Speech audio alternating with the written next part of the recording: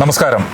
ഇപ്പോൾ നമുക്കൊപ്പം ഉള്ളത് കണ്ണൂർ ജില്ലയിലെ ഇരിട്ടി കൂട്ടുപുഴ റൂട്ടിൽ കുന്നോത്ത് എന്ന സ്ഥലത്ത് പ്രവർത്തിക്കുന്ന ബയോ മൗണ്ടെയിൻ ഫാർമേഴ്സ് പ്രൊഡ്യൂസർ കമ്പനിയുടെ മാനേജിംഗ് ഡയറക്ടർ ഫാദർ ബെന്നി നിരപ്പേലാണ്.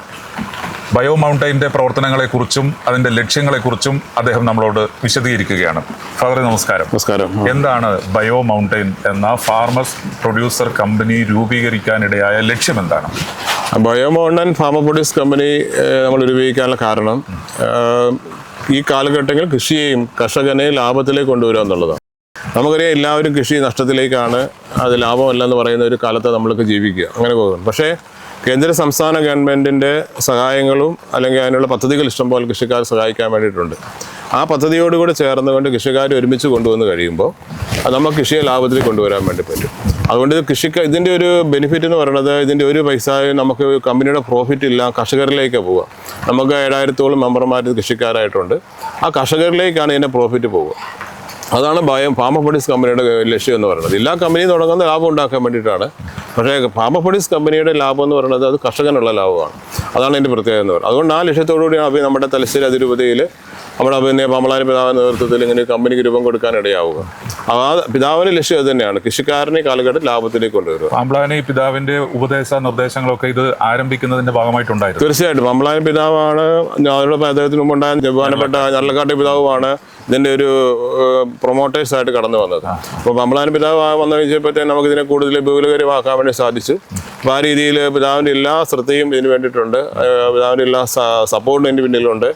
ആ രീതിയിൽ കർഷകരെ ഉദ്ബോധിപ്പിക്കുവാനും കൃഷിക്കാരുടെ ആ രീതിയിൽ മാറ്റങ്ങൾ കൊണ്ടുവരാനൊക്കെ പിതാവ് സംസാരിക്കാറുമുണ്ട്, അതേ രീതിയിലുള്ള നിർദ്ദേശങ്ങൾ നൽകാറുമുണ്ട്.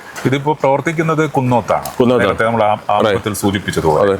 ഇതിനകത്ത് അംഗങ്ങളായിട്ടുള്ള കർഷകരും ഈ മേഖലയിൽ നിന്ന് മാത്രം ഉള്ളവരാണോ, അതല്ല ഈ താല്പര്യമുള്ള ആളുകളെ, കർഷകരെ ഇതിനകത്തേക്ക് പങ്കെടുപ്പിക്കുന്നുണ്ടോ?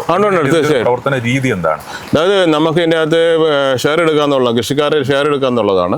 അപ്പോൾ നമുക്ക് 1000 രൂപ ഷെയർ എടുക്കുന്ന 25 പേരുടെ ഗ്രൂപ്പായിട്ടുള്ള ഷെയറുകളുണ്ട്. 50,000 രൂപ ഷെയർ എടുത്തുകൊണ്ട് ഡയറക്റ്റ് എൻ്റെ ബോർഡിലേക്ക് വരാൻ വേണ്ടി സാധ്യതയുള്ള ഓട്ടോവാസം എടുത്ത് ഷെയർ എടുത്ത ആൾക്കാരുണ്ട്.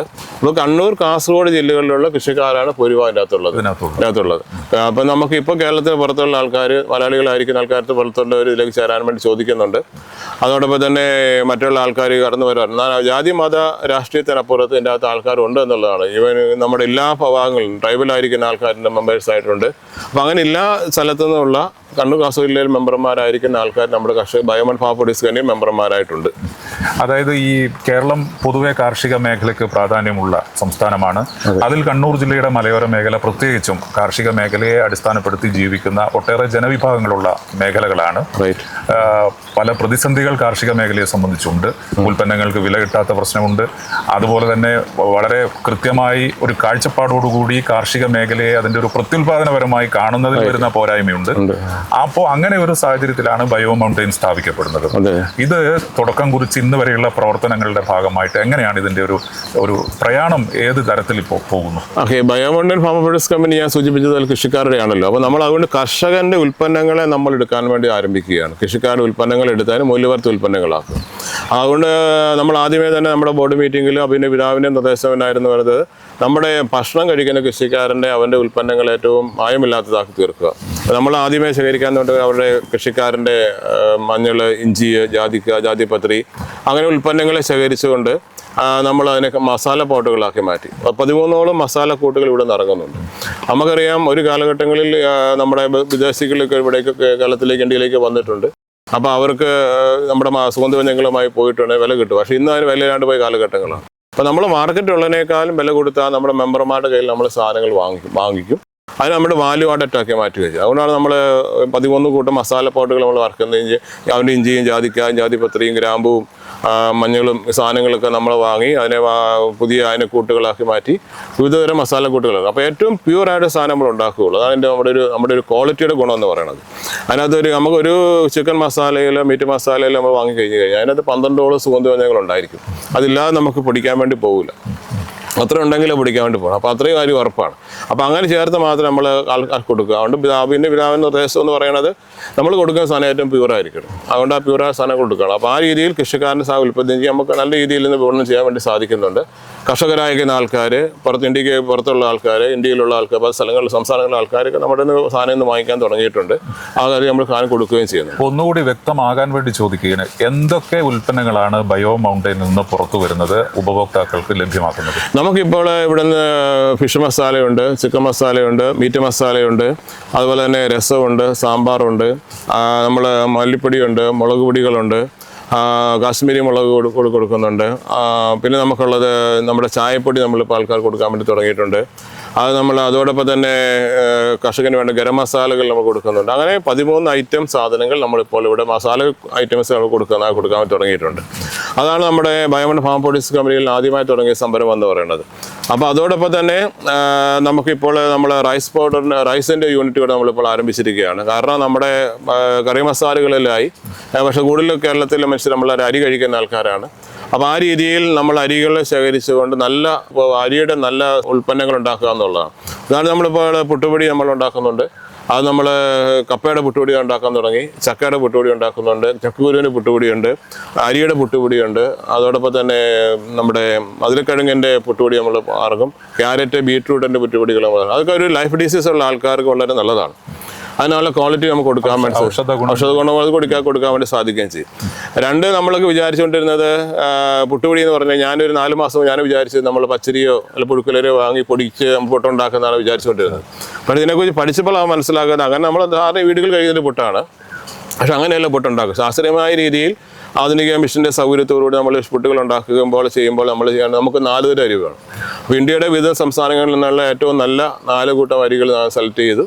ആ അരികൾ 4ഉം കൂടെ റേഷ്യോ അതിൻ്റെ കോമ്പിനേഷനാക്കി ആ കോമ്പിനേഷൻ നമ്മൾ പൊടിക്കുക, നമ്മളെ പുട്ടാക്കുന്നതുകൊണ്ട് അവിടെ പുട്ടത്തിന് ടേസ്റ്റ് ഉണ്ടാകും. അതുകൊണ്ട് സാധാരണ എല്ലാവരും വിചാരിക്കുന്ന ഒരു വെറുതെ പച്ചരി പഠിച്ച പുട്ടാവില്ല. അത് നമ്മൾ പുട്ടാകും, നമ്മൾ കഴിക്കുകയും നമ്മുടെ രീതി അതാണ്. പുട്ടിൽ തന്നെ വൈവിധ്യങ്ങളുണ്ട്. അപ്പോൾ അതുകൊണ്ട് ആ രീതിയിൽ നമ്മൾ പുട്ടാക്കി മാറ്റുമ്പോഴാണ് ആ പുട്ടിന് കൂടുതൽ ടേസ്റ്റ് ഉണ്ടാകും. അപ്പോൾ വൈകുന്നേരം വരെ ഇരുന്ന് കഴിഞ്ഞാൽ നമുക്കറിയാം പുട്ട് സോഫ്റ്റ് ആയിരിക്കും. അത് കാരണം ഇത് സ്റ്റീം ചെയ്ത് നമ്മൾ വറുത്ത് പൊടിച്ച് വരുന്ന മാത്രമേ എൻ്റെ ടെക്നോളജി ഉള്ളൂ. അപ്പോൾ അതുകൊണ്ട് നമുക്ക് ആ രീതിയിൽ ഉണ്ടാക്കി ഒരു നല്ല ടേസ്റ്റുള്ള പുട്ട് കഴിക്കാൻ വേണ്ടി സാധിക്കും. രണ്ടാമത് ഓർക്കേണ്ട കാര്യം, നമ്മൾ വിചാരിക്കുന്ന പുട്ട് കഴിക്കാൻ നമ്മൾ ഒന്നെങ്കിൽ പഴം കൂട്ടി കഴിക്കണം, അല്ലെങ്കിൽ കടലക്കറി കൂട്ടി കഴിക്കണം എന്നാണ് വിചാരിച്ചിരുന്നത്. പക്ഷെ അങ്ങനെയല്ല, പുട്ട് കഴിക്കാൻ നമ്മൾ പഠിക്കാൻ മനസ്സിലാകുന്ന പുട്ട് കറിയില്ലാണ്ട് കഴിക്കാൻ പറ്റണം. അപ്പോൾ നമ്മൾ പുട്ടിൻ്റെ ഗുണം നമുക്ക് കറിയില്ലാണ്ട് പുട്ട് കഴിക്കാൻ വേണ്ടി പറ്റും. അത്രയും രുചികരമാണ്, അത്രയും ടേസ്റ്റ് ചെയ്യണം. പക്ഷേ അതിന്റെ ഉൽപ്പാദനം ആ നിലയിലായിരിക്കണം. അതുകൊണ്ട് അങ്ങനെ ഉണ്ടാക്കണം. അതുകൊണ്ടാണ് അപ്പോൾ നമ്മുടെ ഈ സെലക്ട് ചെയ്യുന്ന അരിയുടെ ഗുണങ്ങളാണ്. അപ്പോൾ അതുകൊണ്ടാണ് കേരളത്തെ സംബന്ധിച്ച് ഈ ഭക്ഷ്യ ഉൽപ്പന്ന നിർമ്മാണ മേഖലയിൽ അതിന്റെ വലിയ മത്സരം നടക്കുന്ന ഒരു വിപണി കൂടിയാണ് കേരളത്തെ സംബന്ധിച്ച്. വലിയ പേരെടുത്ത കമ്പനികൾ സഹകരണ അടിസ്ഥാനത്തിൽ കണ്ണൂർ ജില്ലയിൽ അടക്കം പ്രവർത്തിക്കുന്ന സ്ഥാപനങ്ങളുണ്ട്. ഇതിനിടയിലാണ് ബയോ മൗണ്ടനിന് വ്യത്യസ്തമായി നിന്നുകൊണ്ട് ഉപഭോക്താക്കളിലേക്ക് ഇറങ്ങേണ്ടി വരുന്നത്. ഇപ്പൊ നമ്മളിപ്പോ ഈ സംസാരിക്കുന്നത് വരെയുള്ള ഒരു ടേൺ ഓവർ എന്ന് പറഞ്ഞാൽ ഒരു വരുമാനം ഏത് നിലയിൽ നല്ല പോസിറ്റീവായി മുമ്പോട്ട് പോകുന്നുണ്ട്? നമുക്ക് ടേൺ ഓവർ ഉണ്ട്, നമുക്ക് അന്ന് രീതിയിലുണ്ട്. നമുക്കിപ്പോൾ തുടക്കത്തിൽ ഞാൻ തുടങ്ങിയ സമയത്ത് എനിക്കൊരു 5 ലക്ഷം രൂപയൊക്കെ ടേൺ ഓവർ ഉണ്ടായിരുന്നാണെങ്കിൽ 2019 കാലഘട്ടം ആയിരുന്നെങ്കിൽ എനിക്കിപ്പോൾ എനിക്ക് കഴിഞ്ഞ 2 വർഷം കൊണ്ട് ഈ വർഷമായപ്പോൾ നമുക്കൊരു 1.5 കോടി മുകളിൽ ടേൺ ഓവറിലേക്ക് മാറി. നമ്മുടെ ഒരു തുടക്കത്തിൻ്റെ വ്യത്യാസങ്ങളുണ്ട്. പക്ഷെ നമ്മൾ എല്ലാ കമ്പനികളും തുടങ്ങിയ ഒരു 3-4-5 വർഷങ്ങൾ കണ്ട് വരിക. നമുക്കിപ്പോൾ നല്ല മൂവ്മെൻ്റ് ഉണ്ട്. ആൾക്കാർ അക്സെപ്റ്റ് ചെയ്ത് ചോദിച്ച് വരുന്നുണ്ട്. ആൾക്കാർ മെസ്സേജ് രാവിലെ എനിക്ക് മെസ്സേജ് അയച്ചു, സൂപ്പർ പുട്ടുപൊടിയാണ് അമ്മച്ചിമാർ ഉണ്ടാക്കിയിട്ടുണ്ടെങ്കിൽ മെസ്സേജ് അയച്ചു. അപ്പോൾ അതൊരു നമുക്ക് കിട്ടുന്ന ഒരു ഫീഡ്ബാക്കാണ്. അപ്പോൾ ഞാനൊരു സാമ്പിൾ ഉണ്ടാക്കി. ആ സാമ്പിൾ ഞാൻ ഏതാണ്ട് 700ഓളം ഫാമിലികൾക്ക് ആൾക്കാർക്കായി വിതരണം ചെയ്തു. അവിടെയെല്ലാം ഫീഡ്ബാക്കുകൾ ശേഖരിച്ചിട്ട് ശേഷമാണ് നമ്മളിതിനെ പുറത്തേക്ക് ഇറക്കുന്നത്. പിന്നെ സാറ് പറഞ്ഞ പോലെ നമുക്കൊരു കോമ്പറ്റീഷൻ ഉണ്ട്. അത് ഞാൻ പ്രശ്നമുള്ള കാര്യമല്ല. അതുകൊണ്ട് പ്രശ്നമുള്ള കാര്യം നമുക്ക് വേറെ ഐഡന്റിറ്റി നമ്മൾ കീപ്പ് ചെയ്യുന്നത്. നമ്മൾ വലിയ ഒന്നാക്കി കോടികളിൽ ലാഭത്തിലേക്ക് പോകാന്നുള്ള ലക്ഷ്യം എനിക്കില്ല. നമുക്കുള്ള സാധനം നന്നായിട്ട് കൊടുക്കുക, നല്ല വിശ്വസിച്ച് മനുഷ്യർ ഭക്ഷണം കഴിക്കാൻ വേണ്ടി സാധിക്കുക, അത് മാത്രമേ ഉള്ളൂ. ഇന്നലെ ഒരാൾ എന്നെ വിളിച്ചിട്ട് എന്നോട് പറഞ്ഞു, എൻ്റെ മക്കൾ കൊടുക്കാൻ വേണ്ടി അവനോട് ഭക്ഷണം മേടിക്കുന്നതിനോട് പറഞ്ഞു. അപ്പോൾ ഞാൻ പറഞ്ഞു, ഞാൻ കഴിക്കാൻ തരുന്നെന്ന് പറഞ്ഞു. അത്രയും കൂടുതൽ ആരും എനിക്ക് കൊടുക്കാൻ പറ്റിയല്ലോ. അപ്പോൾ അതുകൊണ്ട് ആ രീതിയിൽ നമ്മൾ ഏറ്റവും നന്നായി ഇവിടെ ജോലി ചെയ്യുന്ന ആൾക്കാരാണെങ്കിൽ കൃഷിക്കാരാണ്, കർഷകരായിരിക്കുന്ന ആൾക്കാർ നമ്മൾ ജോലിക്ക് വെച്ചു. അവർ അതുകൊണ്ട് ഏറ്റവും നല്ല രീതിയിൽ അവരുടെ അധ്വാനം വളരെ വലുതാണ്. അവർ വളരെ ഡെഡിക്കേറ്റഡ് ആയിട്ട് അവർ അതിനകത്ത് നമ്മുടെ സ്റ്റാഫ് പ്രവർത്തിക്കുന്നത് വളരെ അഭിമാനകരമായ കാര്യമാണ്. ഏതൊരു കമ്പനിയെ സംബന്ധിച്ചും സ്ഥാപനത്തെ സംബന്ധിച്ചും പ്രത്യേകിച്ചും ഉൽപ്പന്നങ്ങൾ മാർക്കറ്റ് ചെയ്യുന്ന സ്ഥാപനത്തെ സംബന്ധിച്ചും അതിൻ്റെ മാർക്കറ്റിംഗ് വളരെ പ്രധാനപ്പെട്ട ഘടകമാണ്. എങ്ങനെയാണ് ഇതിൻ്റെ ഒരു ക്രമീകരണം അച്ഛൻ്റെ നേതൃത്വത്തിൽ അത് വരുത്തുന്നത്? എങ്ങനെയാണ് അത് സാധ്യമാകുന്നത്? എങ്ങനെയാണ് ഇതിൻ്റെ മാർക്കറ്റിംഗ്? നിലവിൽ നമുക്ക് മാർക്കറ്റിംഗ് നമുക്കറിയാം. നമുക്ക് വലിയ അഡ്വർടൈസ്മെന്റ് കൊടുത്ത് എനിക്ക് പൈസ കൊടുക്കാൻ വേണ്ടി ഇല്ലാത്തതുകൊണ്ട് നമുക്ക് 7,000-ഓളം കർഷകർ മെമ്പർമാരായിട്ടുണ്ട്. ആ മെമ്പർമാർ ഭൂരിഭാഗം മേടിക്കാറുണ്ട്, അവർ എത്തിക്കാറുണ്ട്. പിന്നെ നമ്മുടെ സ്ഥാപനങ്ങൾ പള്ളികളോട് ചേർന്നിട്ട് നമുക്ക് 150ഓളം കടകൾ നമുക്കിപ്പോൾ ഓൾറെഡി സംഘങ്ങളുണ്ട്. അപ്പോൾ അതുവഴി നമുക്ക് കൊടുക്കാൻ വേണ്ടി സാധിക്കുന്നുണ്ട്. പിന്നെ മറ്റ് സ്ഥാപനങ്ങൾ ഒത്തിരിയേറെ നമുക്കറിയുന്ന ആ സ്ഥാപനങ്ങളെല്ലാം അവിടെ വരാറുണ്ട്. അപ്പോൾ അവർ വഴി നമുക്ക് കൊടുക്കാറുണ്ട്. അപ്പോൾ ആ രീതിയിൽ നമുക്ക് മാർക്കറ്റിംഗ് ഒരു പ്രശ്നം അല്ലാതെ രീതിയിൽ നമുക്ക് പോകുന്നുണ്ട്. ഇതിന്റെ ബ്രാൻഡ് എങ്ങനെയാണ്? ഈ ബയോ മൗണ്ടൻ എന്ന ബ്രാൻഡിൽ തന്നെ നമ്മൾ കേരളത്തിൽ ഇപ്പോൾ എല്ലാ ഭാഗങ്ങളിലേക്കും ഇവിടെയുള്ള ഉൽപ്പന്നങ്ങൾ എത്തിച്ചേരുന്നുണ്ടോ? കേരളത്തിൽ ഇപ്പം എല്ലാ സ്ഥലത്തേക്കും ഇപ്പം കൂടുതലാദ്യം തിരുവനന്തപുരം ഭാഗത്തേക്ക് ഇല്ലായിരുന്നത്. അപ്പം തിരുവനന്തപുരത്ത് കഴിഞ്ഞ ദിവസങ്ങളിലൂടെ അവർ സംസാരിച്ചിട്ടുണ്ട്, ഏജൻസി എടുക്കാൻ വേണ്ടി സംസാരിച്ചിട്ടുണ്ട്. സർക്കാരിന്റെ ഭാഗത്ത് ഇപ്പോൾ കാർഷിക മേഖലയിൽ പ്രവർത്തിക്കുന്ന ഒരു പദ്ധതിയാണല്ലോ. സർക്കാരിന്റെ ഭാഗത്ത് നിന്ന് എന്തെങ്കിലും ആ തരത്തിലുള്ള ഒരു പ്രോത്സാഹനം വരും? തീർച്ചയായിട്ടും ഗവൺമെന്റ് നമ്മളെ സഹകരിച്ചിട്ടുണ്ട്. ഇവിടെ ഒരു തുടങ്ങി കഴിഞ്ഞപ്പോൾ നമ്മുടെ മുൻ വ്യവസായ മന്ത്രി തന്നെയാണ് ഇവിടെ ഉദ്ഘാടനം ചെയ്യാൻ വേണ്ടി വന്നതാണ് ഉദ്ഘാടനം ചെയ്തത്. കേരള സർക്കാരോട് നമ്മൾ ആവശ്യപ്പെട്ടപ്പോഴാണ് മുൻ ഗവൺമെന്റ് സർക്കാരിന്റെ കാലത്ത് നമുക്കിതൊരു വ്യവസായ പാർക്കാക്കി മാറ്റിയത്. അന്ന് നമുക്ക് ഇവിടെ ഉണ്ടായിരുന്ന അവിടെ ഉണ്ടായിരുന്ന MLA ആയിരുന്ന ബഹുമാനപ്പെട്ട സണ്ണി സാർ ഇപ്പോൾ മന്ത്രിയാണ്. സാർ ഇതിൻ്റെ എല്ലാ പ്രവർത്തനങ്ങളിലും A to Z നമ്മളെ സഹായിക്കുന്ന ആളാണ്. അതുപോലെ Saji Joseph MLA A to Z നമ്മളെ സഹായിക്കുന്ന ആൾക്കാരാണ്. നമ്മുടെ കൃഷി മന്ത്രി പ്രോത്സാഹനം എന്ന് പറഞ്ഞാൽ വളരെ നല്ല രീതിയിലാണ്. ഇവിടെ നമുക്ക് തന്നെ കൃഷി ഡിപ്പാർട്ട്മെൻറ്റിൽ നമുക്ക് സഹായം ലഭിച്ചിട്ടുണ്ട്. MSMEയുടെ സ്കീമിൽ പെടുത്തിയിട്ട് ഗവൺമെൻറ് സ്കീമിൽ നമുക്ക് നമ്മുടെ വായ്പയിൽ നമുക്ക് ഇൻട്രസ്റ്റ് സംരക്ഷണം കിട്ടിയിട്ടുണ്ട്, ക്യാപിറ്റൽ സംരക്ഷണം നമുക്ക് ലഭിച്ചിട്ടുണ്ട്. കേന്ദ്ര ഗവൺമെൻറ്റിൻ്റെ പ്രോത്സാഹനം നമുക്ക് ലഭിക്കുന്നുണ്ട്, സഹായം കിട്ടാറുണ്ട്. അപ്പോൾ അങ്ങനെ കേന്ദ്ര സംസ്ഥാന ഗവൺമെൻറ് തീർച്ചയായിട്ടും നമ്മളെ സഹായിക്കാറുണ്ട്, അത് സഹകരിക്കുന്നുമുണ്ട്. ഇപ്പം നമുക്കിവിടെ കപ്പയുടെ യൂണിറ്റ് നമ്മൾ ആരംഭിച്ചിട്ടുണ്ട്. അതിനകത്ത് നമുക്ക് 15 ലക്ഷം രൂപ കൃഷി വകുപ്പ് ഡിപ്പാർട്ട്മെൻറ്റ് നമുക്ക് ലഭിച്ച സഹായത്തോടെ നമ്മൾ ആരംഭിച്ചിരിക്കുന്നതാണ്. അപ്പോൾ അത് ആരംഭിച്ചത് കൊണ്ട് നമുക്ക് പറയാൻ വേണ്ടി സാധിക്കും, നമുക്കിപ്പോൾ ഏകദേശം ഈ സീസണിൽ തന്നെ ഈ ഏപ്രിൽ മാസത്തിലാണ് തുടങ്ങിയത്. അത് ഏപ്രിലിൽ ഇൻസ്റ്റാൾ ചെയ്ത ഇപ്പം തന്നെ ഈ 2 മാസം കൊണ്ട് ഈ 30,000 കിലോ 30 ടൺ കപ്പയാണ് നമുക്കിവിടെ അതിനെ ഉപയോഗയോഗ്യമാക്കാൻ വേണ്ടി പറ്റിയത്. ഇല്ലെങ്കിൽ മഴക്കാലമാണ്, നമുക്കറിയാം, ആർക്കും ഒന്നും ചെയ്യാൻ വേണ്ടി പറ്റില്ല. അപ്പോൾ ഇപ്പോൾ ഈ 30 ടൺ കപ്പ ആൾക്കാർ ഇവിടെ കൊണ്ടുവന്ന് തന്നപ്പോൾ നമുക്കൊരു 10-12,000 വാട്ടുകപ്പ ഉണ്ടാകും. എനിക്ക് കൊടുക്കാൻ സാധിക്കുന്നില്ല. അത് വളരെ ടേസ്റ്റാണ് ഈ കപ്പ അത് ഉണങ്ങുമ്പോഴത്തേനും. അപ്പോൾ അതുകൊണ്ട് ആൾക്കാർ വിശ്വസിച്ച് മേടിക്കാൻ പറ്റുന്നത് കൊണ്ട് എനിക്ക് ഇന്ന് ഉണങ്ങുന്ന കപ്പ നാളെ തന്നെ ചിലവാകുകയാണ്. അതുപോലെ ആൾക്കാർ വാങ്ങിക്കൊണ്ട് പോകുന്നു. പിന്നെ കപ്പയുടെ കപ്പയുടെ ഇപ്പം നമ്മൾ ലേസ് തുടങ്ങിയിട്ടുണ്ട്, വാക്വം ഫ്രയർ നമുക്ക് വെച്ചിട്ടുണ്ട്. അതിൻ്റെ അകത്ത് നമുക്ക് എണ്ണ വളരെ മിതമായ രീതിയിൽ എണ്ണ ഉപയോഗിച്ചുകൊണ്ട് മറ്റ് അസുഖങ്ങളല്ലാതെ ഉപയോഗിക്കാൻ വേണ്ടിയിട്ട് നമ്മൾ അതിൻ്റെ അകത്ത് ഫ്രൈ ചെയ്തെടുക്കാൻ വേണ്ടി സാധിക്കും.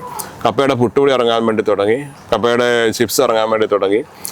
കപ്പ കൊണ്ടുള്ള മറ്റ് ഉൽപ്പന്നങ്ങൾ നമുക്ക് ഞുറുക്ക് പോലെ സാധനങ്ങൾ ഇറക്കാൻ വേണ്ടി തുടങ്ങിയിട്ടുണ്ട്. അപ്പോൾ അങ്ങനെ ഒരു 4-5 കൂട്ടം ഐറ്റം കപ്പയിൽ ഉണ്ടാക്കാൻ സാധിച്ചത് സംസ്ഥാന കൃഷി വകുപ്പിൻ്റെ സഹായം നമുക്കുള്ളത് കൊണ്ടാണ്. ഇവിടെ വന്ന് ആളുകൾ സാധനങ്ങൾ വാങ്ങാറുണ്ടോ?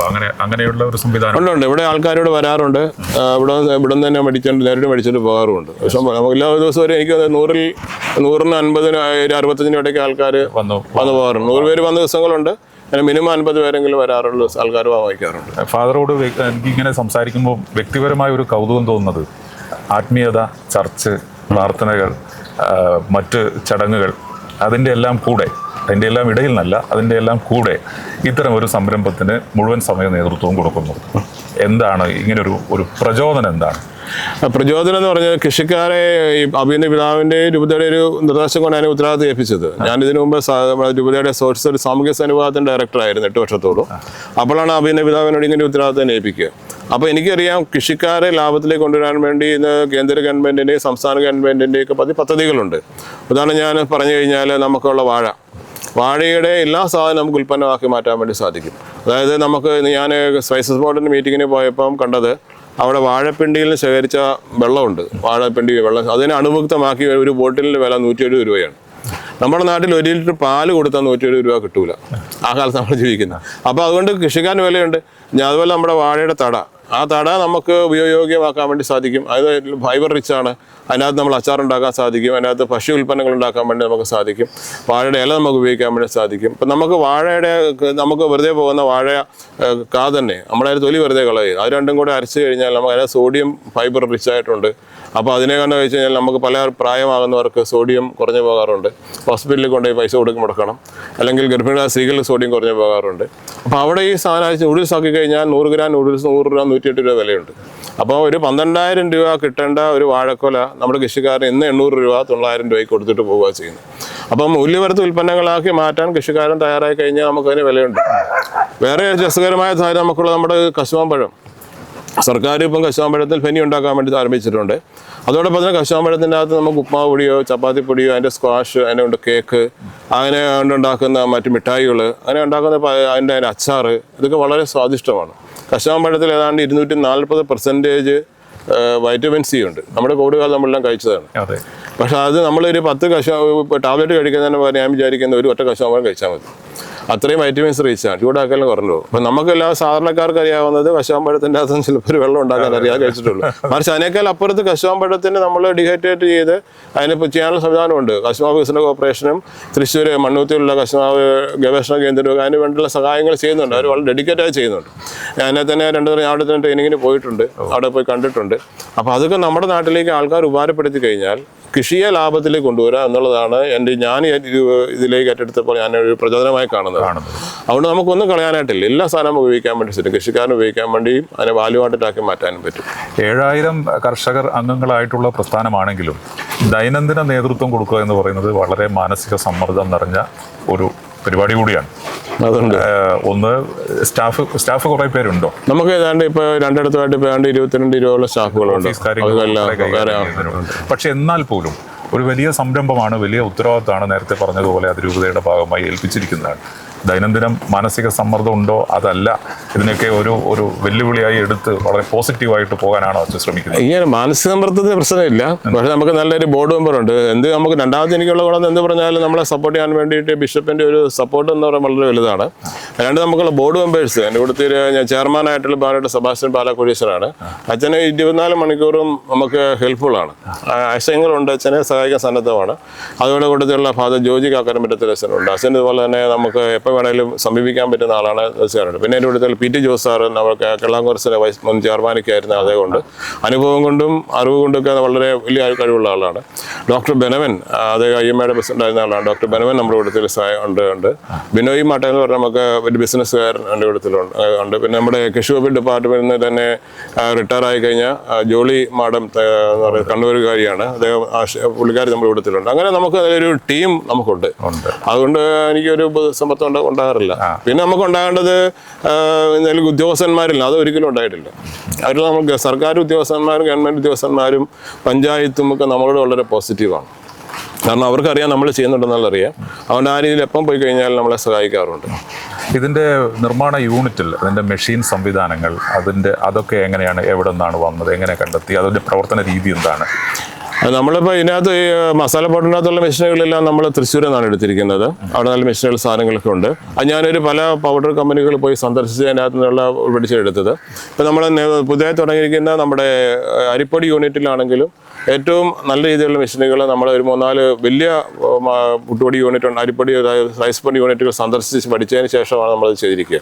അത് ഇൻ്റർനാഷണൽ സ്റ്റാൻഡേർഡിൽ നമ്മൾ ചെയ്യുന്നത്. ഫ്ലോറിക്ക് ആണെങ്കിലും ഇൻ്റർനാഷണൽ സ്റ്റാൻഡേർഡ് നോക്കുമ്പോൾ അറിയാം. അതിനകത്ത് നമുക്ക് VDF എന്ന് പറയുന്ന തറ അങ്ങനെ കിട്ടണം. അതുപോലെ തന്നെ അതിന് മുകളിൽ ചെയ്യുന്ന കോട്ടിങ് ആ രീതിയിൽ നമ്മൾ ചെയ്യണം. എങ്കിൽ മാത്രമേ നമുക്ക് അമേരിക്ക, യൂറോപ്പിൽ സാധനം അയക്കാൻ വേണ്ടി പറ്റുള്ളൂ. ആ രീതിയിലുള്ള എല്ലാ സംവിധാനങ്ങളും നമ്മൾ ശരിക്കണം. ഇലക്ട്രിക്കൽ വർക്ക് ആണെങ്കിലും എല്ലാം ഏറ്റവും അക്യുറേറ്റ് ആയിട്ട് എക്സ്പേർട്സിൻ്റെ സഹായത്തോട് കൂടിയിട്ട് അവരുടെ ഒപ്പീനിയനൊക്കെ അനുസരിച്ചായിട്ട് നമ്മൾ ശരിക്കും. പിന്നെ നമുക്ക് ഇപ്പോൾ ആൾക്കാർ സഹായിക്കാൻ വരാറുണ്ട്. ഇതിനകത്ത് ഇൻവെസ്റ്റ് ചെയ്യാൻ വേണ്ടിയിട്ട് നമ്മുടെ തന്നെ അതിരൂപതക്കാരനായ ഷിജോ എന്ന് പറയുന്ന നെടുതുരുത്തി പറയുന്നത് അദ്ദേഹം ചിറ്റാലിക്കാരുകാരനാണ്. അദ്ദേഹമാണ് പുട്ടുപൊടി യൂണിറ്റിലേക്ക് അദ്ദേഹം കൂടെ അതിനകത്ത് ഇൻവെസ്റ്റ് ചെയ്തിട്ടുണ്ട്. അപ്പോൾ കൃഷിക്കാർക്ക് ഇൻവെസ്റ്റ് ചെയ്തുകൊണ്ട് തന്നെ വരാൻ വേണ്ടി ഒരു മോഡൽ ഞങ്ങൾ സൃഷ്ടിക്കുകയാണ്. ഇപ്പോൾ നമുക്ക് പുതിയ സംരംഭം വരുമ്പോൾ ആൾക്കാർ പറയണത് അച്ഛന് കൊണ്ട് ഞങ്ങൾ രൂപത്തിൽ കൊണ്ട് ഞങ്ങൾ ചെയ്യാൻ തയ്യാറാണ്, പക്ഷേ അവർ പൈസ മുടക്കാൻ തയ്യാറാണ്, പക്ഷേ അവർക്ക് ഇങ്ങനെ ഉത്തരവാദിത്തം എടുക്കാൻ പറ്റില്ല. പക്ഷേ അത് നല്ല മോഡലാണ്. അപ്പോൾ അവർ വരുന്നു, അതിൻ്റെ അകത്ത് ഇൻവെസ്റ്റ് ചെയ്യുന്നു. അപ്പോൾ നമുക്ക് വിശ്വസിക്കാനുള്ളതുകൊണ്ട് അവർ അതിൻ്റെ അകത്ത് നമ്മളോട് നിൽക്കുന്നു. അപ്പോൾ ആ രീതിയിൽ വരുമ്പോൾ പുതിയ ഇൻവെസ്റ്റ്മെൻറ്റുകളെ കൊണ്ടുവരാൻ നമുക്ക് സാധിക്കും. ആൾക്കാർക്ക് പൈസയുള്ള ആൾക്കാർ ചെയ്യാൻ പറ്റുന്നവരുണ്ട്. അപ്പോൾ കർഷകർ അതിനകത്ത് ഇൻവെസ്റ്റ് ചെയ്യുമ്പോൾ അവർക്ക് വിശ്വസിച്ച് പൈസ അവിടെ ചെയ്യാൻ വേണ്ടി സാധിക്കും. ഇൻവെസ്റ്റ് ചെയ്യുമ്പോൾ അവർക്ക് ഗുണം ഉണ്ടാകും. അങ്ങനെ കൃഷിക്കാർ ആ രീതിയിൽ മോട്ടിവേറ്റ് ചെയ്യുക എന്നൊരു ഉദ്ദേശവും നമുക്കുണ്ട്. ഇതാണ് ഫാദർ ബെന്നി നിരപ്പേൽ ബയോ മൗണ്ടൈൻ്റെ പ്രവർത്തനങ്ങളെക്കുറിച്ച് പറയുകയാണ്. കണ്ണൂർ ജില്ലയുടെ മലയോര മേഖല, പ്രത്യേകിച്ചും ഇരിട്ടി ഉൾപ്പെടുന്ന പ്രദേശങ്ങൾ കാർഷിക മേഖലയ്ക്ക് പ്രാധാന്യമുള്ള മേഖലയാണ്.